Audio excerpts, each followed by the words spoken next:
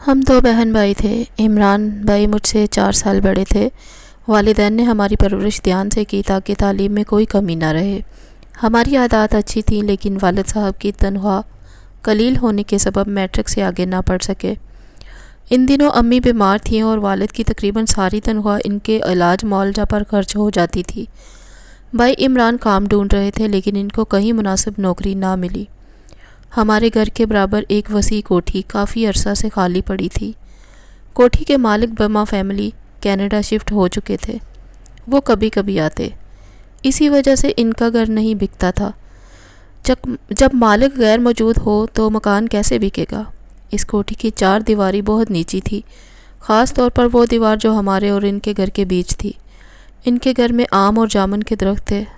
ہم دیوار پھلانگ جاتے، کیریاں اور جامن توڑ کر دامن بھر لاتے۔ کلیم صاحب جن کی یہ کوٹھی تھی، عرصہ دراز تک پڑوسی رہے تھے۔ پہلے ان کا مکان معمولی سا تھا۔ جب انہیں وقت لگا، پرانا گھر مسمار کر کے نئی کوٹھی تعمیر کرا لی۔ کچھ عرصہ اس میں قیام پذیر رہے اور پھر کینیڈا چلے گئے۔ ان کو وہاں شفٹ ہوئے 9 برس بیت چکے تھے اور تب سے یہ کوٹھی کبھی کبھار آباد ہوئی۔ والد صاحب ایک پڑوسی کے ناطے کلیم صاحب کی جائیداد کی دیکھ بھال کر لیا کرتے تھے۔ اللہ تعالیٰ نے پڑوسیوں کو ترقی دی، وہ مالی لحاظ سے خوشحال ہوتے گئے۔ ہمارا گھر معمولی درجے کا بنا ہوا تھا، ارد گرد بنگلے اور کوٹھیاں تعمیر ہوتی گئی۔ دیکھتے ہی دیکھتے یہ پوش علاقہ بن گیا۔ بالآخر کلیم صاحب اپنی ملکیت فروخت کرنے میں کامیاب ہو گئے اور یہ ویران گھر آباد ہو گیا۔ اس میں جو لوگ آئے بے حد امن پسند اور شریف تھے۔ اللہ کے کرم سے بہت امیر تھے مگر غرور نام کو نہ تھا۔ انہوں نے کافی روپیہ خرچ کر کے اس رہائش گاہ کو نیا اور خوبصورت بنوایا اور قیمتی فرنیچر سے سجا لیا۔ نئے پڑوسیوں نے ملاقات میں پہل کی اور ایک روز ماں بیٹی ملنے آئیں۔ جبکہ ہمارے گھر میں غربت کا راج تھا، لیکن وہ دیندار لوگ پڑوسی کی حرمت کو مقدم جانتے تھے۔ امی کے ساتھ انہوں نے گل مل کر باتیں کی۔ نئی پڑوسن نے اپنے شوہر کا نام عبدالسلام اور بیٹی کا نمرہ بتایا۔ نمرہ ان کے ساتھ تھی اور مجھ سے 4-5 برس بڑی لگ رہی تھی۔ وہ مجھ سے اپنائیت سے باتیں کرنے لگی۔ ہمارا ان سے یہ پہلا تعارف تھا جو بہت خوشگوار تھا۔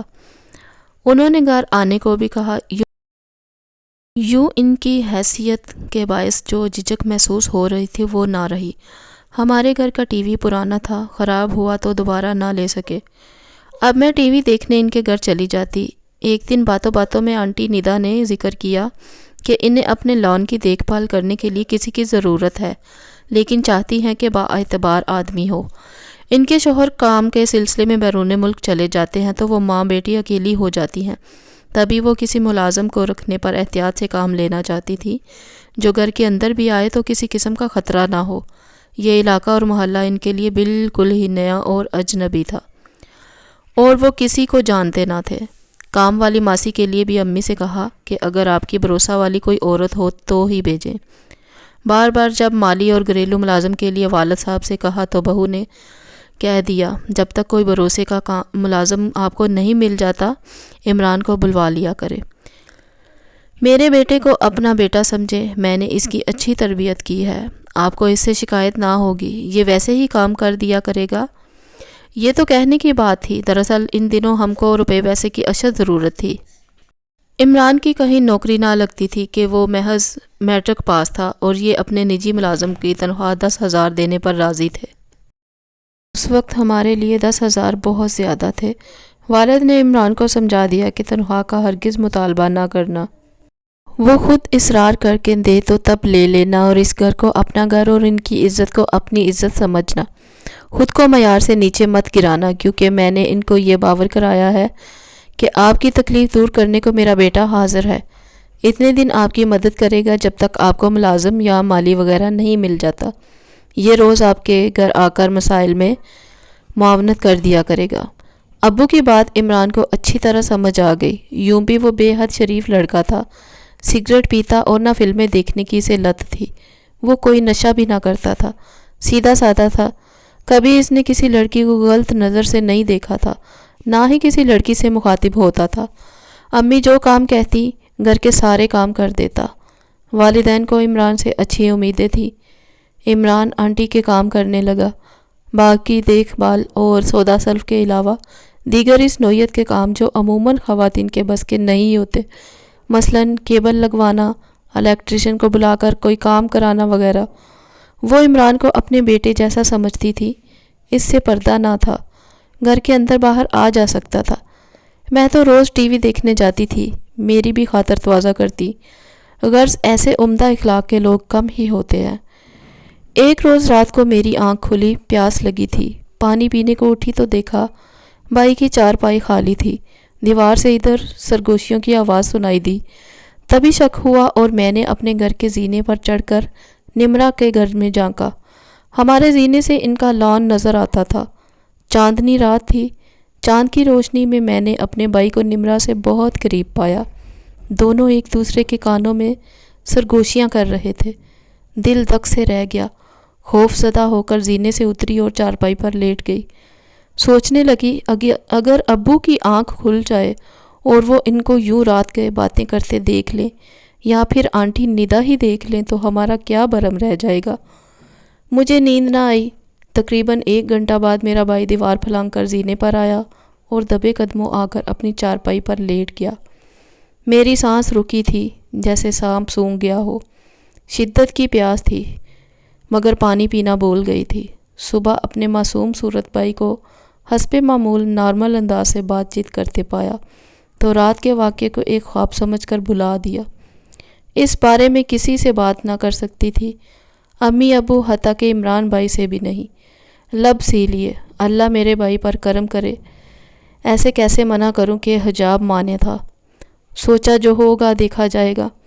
کچھ دن بعد ایک رات جب کہ ہلکی ہلکی بارش ہو رہی تھی اور سب گھر والے اندر تھے، میں نے دیکھا کہ عمران اور نمرا دیوار کے پاس کھڑے ایک دوسرے سے باتیں کر رہے ہیں۔ مجھے دیکھ کر بھائی ادھر آ گئے اور وہ ادھر چلی گئی۔ بھائی نے کہا، گلبانو، اس بات کا کسی سے ذکر نہ کرنا۔ چونکہ نمرا مجھ سے پیار سے پیش آتی، کھلاتی پلاتی، عزت دیتی، اس لیے میں نے کسی سے نہ کہا۔ اس کے بعد وہ کہاں ملتے یا چھپ کر باتیں کرتے مجھے نہیں معلوم۔ پھر بات اس منزل پر پہنچ گئی کہ جب بات چھپ نہیں سکتی تھی، تب نمرا نے ساری بات اپنی والدہ کے گوش گزار کر دی اور کہا کہ عمران سے میری جلد سے جلد شادی کر دیں، ورنہ عزت داؤ پر لگی ہے۔ انہی دنوں نمرا کے والد سعودی عربیہ سے آ گئے۔ آنٹی نے اس مسئلے کو ان پر عیاں کیا یا نہیں یہ نہیں معلوم، کیونکہ نمرا کی منگنی بچپن میں اس کے ماموزاد سے ہو چکی تھی۔ انہوں نے آنن فانن گھر فروخت کیا اور اپنی لڑکی کو لے کر لاہور چلے گئے۔ کسی بات کے کھلنے سے پہلے ہی انہوں نے نمرا کی شادی اس کے منگیتر سے کر دی۔ ہمارے والدین سے اس معاملے کا تذکرہ نہیں کیا اور نہ ہم کو بیٹی کی شادی میں مدعو کیا۔ یوں ہم سے ہمیشہ کے لیے رابطہ ختم ہو گیا۔ ان کے جانے کے بعد عمران کافی عرصہ گمسم اور غمزدہ رہا۔ اس نے کئی دن کچھ کھایا نہ پیا، مردہ سا پڑا رہتا تھا۔ وقت گزرتا گیا اور وقت گزرتے دیر نہیں لگتی۔ کچھ عرصہ بعد امی کی وفات ہو گئی۔ ابو ریٹائر ہوئے تو ان کی جگہ پر عمران کو ملازمت مل گئی۔ ابو ہم کو لے کر لاہور آ گئے اور میری خالہ زاد سے ان کی شادی ہو گئی۔ ایک روز میں خالہ کے ساتھ بازار گئی۔ بتاتی چلوں کہ میری خالہ پہلے سے لاہور میں رہتی تھی۔ وہ ایک دکان پر شاپنگ کر رہی تھی کہ اچانک وہاں نمرا آ گئی۔ اس کے ساتھ 2 بچے تھے۔ مجھے دیکھ کر اس کی آنکھیں چمک اٹھیں، گلے ملی اور پھر ایک طرف لے گئی۔ بولی، تمہارے ابو امی کیسے ہیں اور عمران کا کیا حال ہے؟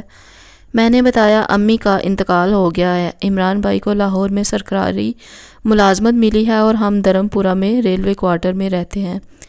اس نے کہا، اچھا ایک بات کہنی ہے، جلدی سے سن لو۔ میرا شوہر سامنے کی دکان میں اپنے لیے کچھ شاپنگ کر رہا ہے اور میں ادھر بچوں کے کپڑے لینے آئی تھی۔ دیکھو یہ میرا بیٹا انجم تم لوگوں کی امانت ہے، تم اسے لے جاؤ اور عمران کو کہنا اسے قدرت کا تحفہ سمجھ کر رکھ لے۔ میں شوہر سے کہہ دوں گی کہ انجم بازار میں کہیں کھو گیا ہے۔ میں نے انکار کیا اور اسے بتایا کہ عمران بھائی کی ابو نے شادی کر دی ہے، 5 سال ہو چکے ہیں، لیکن ان کی اولاد نہیں ہے۔ کہنے لگی، پھر تو اور اچھا ہے، انجم کے روپ میں اسے اولاد مل جائے گی۔ اتنے میں خالہ نے خریداری کر لی اور وہ اب میری جانب آ رہی تھی۔ میں نے انجم کا ہاتھ تھامنے سے انکار کر دیا تو نمرا نے قسم دی کہ کسی طرح اکیلی دوبارہ یہاں ملو، میں نے کچھ باتیں کرنی ہے۔ اس نے جلدی سے اپنا فون نمبر بھی لکھ دیا۔ اتنے میں خالہ میرے قریب آ گئی اور ہم دکان سے نکل گئے۔ گھر آ کر میں نے بھائی سے نمرہ کا ذکر نہ کیا، البتہ ایک سہیلی کے ہمراہ کچھ دن بعد دوبارہ اسی جگہ گئی، کیونکہ نمرہ نے قسم دی تھی اور میں بھی اس راز سے واقف ہونا چاہتی تھی جو آدھا ادھورا سا میرے پلے پڑ چکا تھا۔ فون پر رابطہ کرنے کے بعد جب وہاں پہنچی، وہ پہلے سے موجود تھی۔ آج اس کی بیٹی ساتھ نہ تھی، لیکن بیٹی کو ہمراہ لائی تھی۔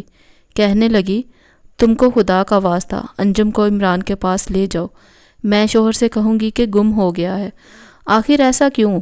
آپ اپنے پاس سے اتنے معصوم بچے کو کیوں جدا کرنا چاہتی ہیں؟ بس اس کی کوئی وجہ ہے۔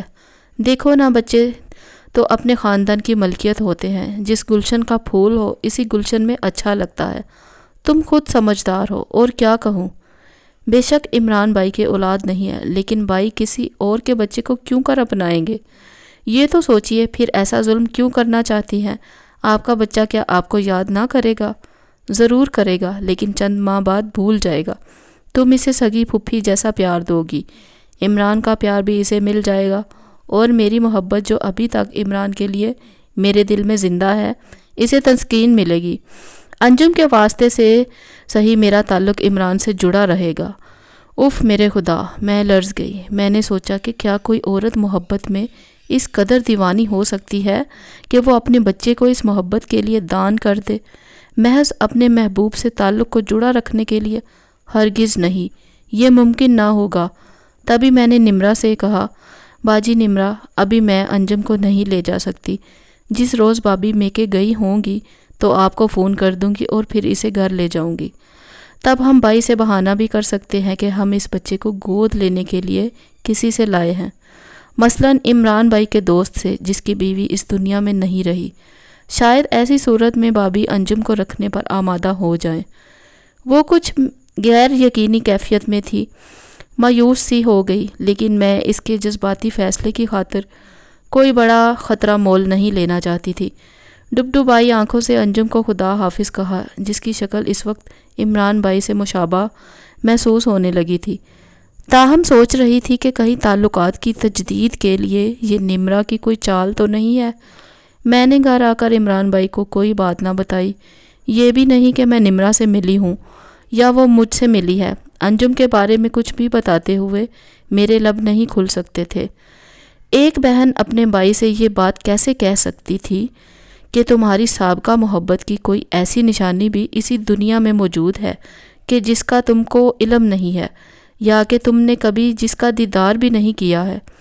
اس کے بعد نمرہ کے کئی فون آئے، لیکن میں نے اس سے بات نہیں کی اور نہ اس سے ملنا گوارا کیا، بلکہ کیسے میں اپنی بابی کی زندگی میں کوئی بنچال لا سکتی تھی جو کہ میری خالہ زاد بھی تھی، اور عمران بھائی کے دل کی اللہ جانے کہ وہ نمرہ کو بلا چکے تھے کہ وہ پرانا زخم ابھی تک تازہ تھا۔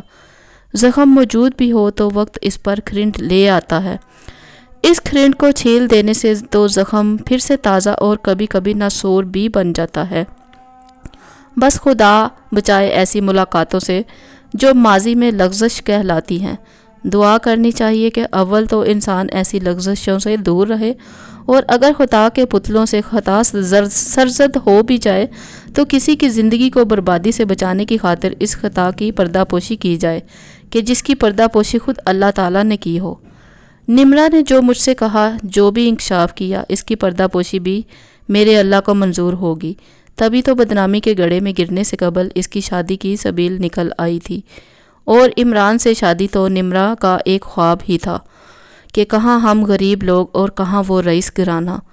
نمرہ آج بھی یاد آتی ہے تو میرا دل غمزدہ ہو جاتا ہے۔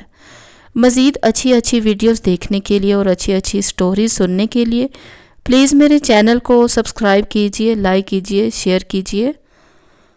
تو ملتے ہیں اگلی ویڈیو میں، تب تک کے لیے خدا حافظ۔